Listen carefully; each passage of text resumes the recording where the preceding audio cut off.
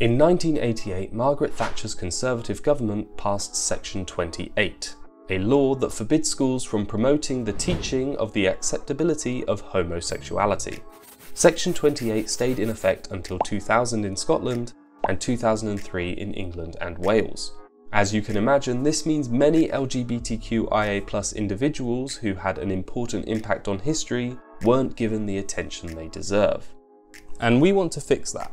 Last Pride Month, we made a video attempting to shine a light on these forgotten figures and their world-changing achievements.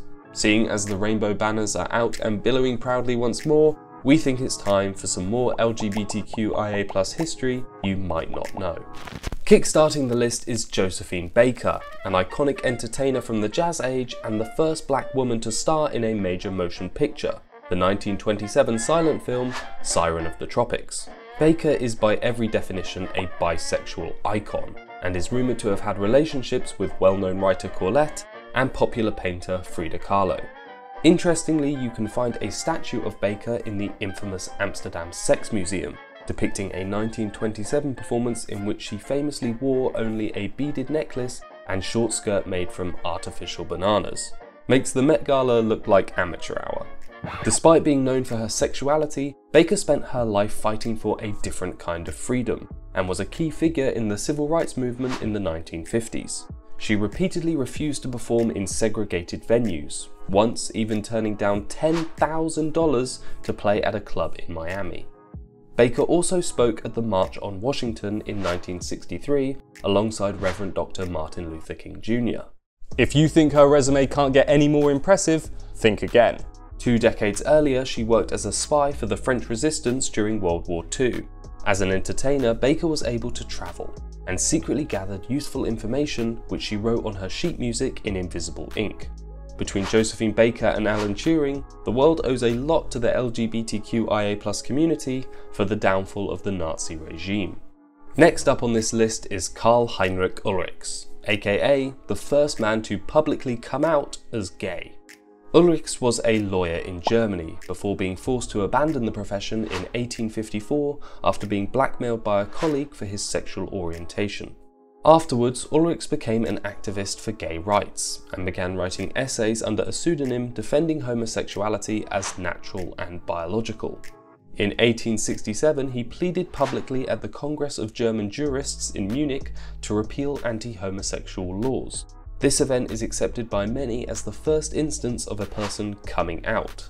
Afterwards, Ulrichs continued to write and publish works under his own name, until his death in 1895 in Italy. Towards the end of his life, he wrote, "Until my dying day, I will look back with pride that I found the courage to come face to face in the battle against the spectre which for time immemorial has been injecting poison into me and into men of my nature. Many have been driven to suicide because all their happiness in life was tainted. Indeed, I am proud that I have found the courage to deal the initial blow to the hydra of public contempt." The last, but by no means least mention in this video, is Bayard Rustin. Rustin played an integral role to the civil rights movement and was one of the organisers for the March on Washington where Josephine Baker spoke. He was an advocate for non-violent protest and was a leading figure behind the first Freedom Ride, which challenged racial segregation laws for interstate buses. Rustin is even credited for introducing the ideals of non-violence to Martin Luther King. Bayard Rustin publicly identified as a gay man, and because of this, rarely found himself in the spotlight for civil rights. Instead, he worked tirelessly in the background, providing advice to many of the movement's leaders. In 2013, Rustin's behind-the-scenes efforts were given the public recognition they deserve when he was posthumously awarded the Presidential Medal of Freedom by Barack Obama. So that's our list. Hopefully you learned something new on this little journey through history. If you did, please share this video to get these stories more widely told. It's hugely important that members of the LGBTQIA+ community see themselves represented in history. By remembering the struggles and bravery of these individuals in the past, we can all have the courage to fight for a more inclusive and loving future.